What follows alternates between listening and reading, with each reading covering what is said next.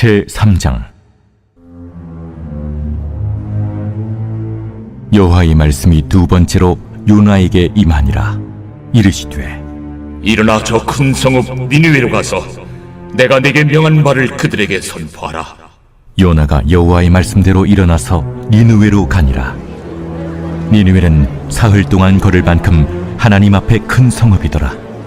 요나가 그 성읍에 들어가서 하루 동안 다니며 외쳐 이르되, 40일이 지나면 니느웨가 무너지리라. 40일이 지나면 니느웨가 무너지리라. 40일이 지나면 니느웨가 무너지리라. 니느웨 사람들이 하나님을 믿고 금식을 선포하고 높고 낮은 자를 막론하고 굵은 베옷을 입은지라. 그 일이 니느웨 왕에게 들리매 왕이 보좌에서 일어나 왕복을 벗고 굵은 베옷을 입고 제 위에 앉으니라.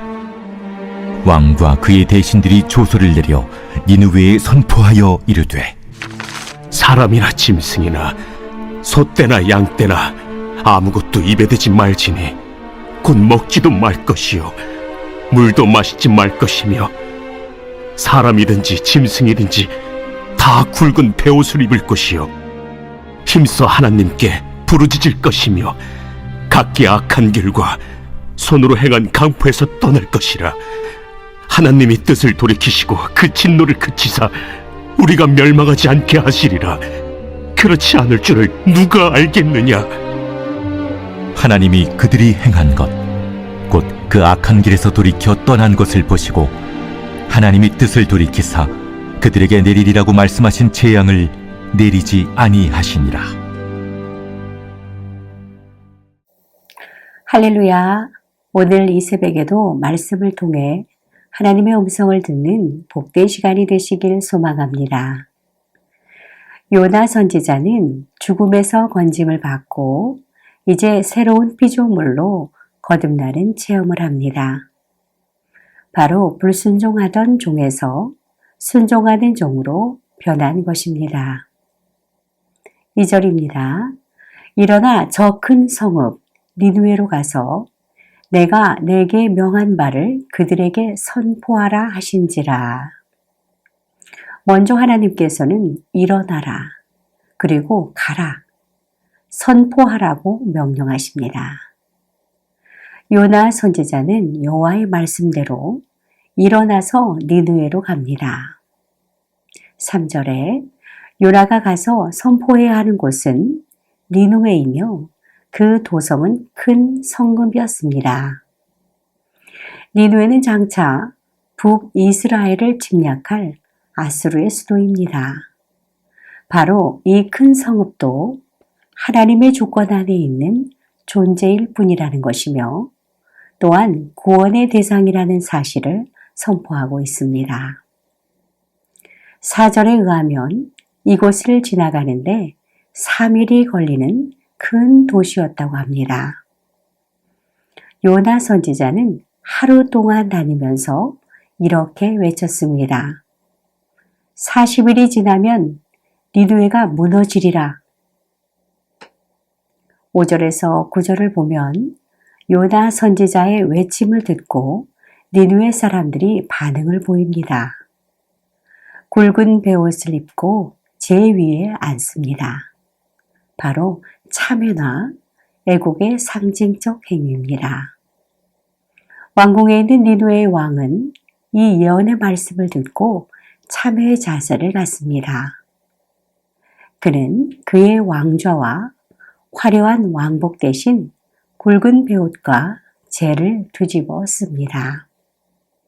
그리고 7절에서 9절에 보면 왕과 대신들이 조서를 선포하는데요. 참회의 행위에 사람과 짐승이 모두 참여하라고 합니다. 바로 짐승도 하나님이 내리실 재앙의 대상이기 때문에 그들도 참여시켰다고 볼 수 있습니다. 8절에 보면 악한 길과 손으로 행한 강포에서 떠나라고 합니다. 악한 길과 강포는 특히 가난한 약자에 대한 횡포와 억압과 살상을 의미합니다. 바로 참 하나님 여호와의 뜻에 따라 정의와 공평과 평화의 삶을 살라는 것입니다. 니느웨 사람들도 신앙심과 양심을 가진 사람들이며 회개할 수 있는 사람들이고 하나님의 관심의 대상이며 구원과 전도의 대상이었습니다. 마지막으로 10절에 보면 하나님은 그들의 회개를 보시고 뜻을 돌이키시고 재앙을 내리지 않습니다.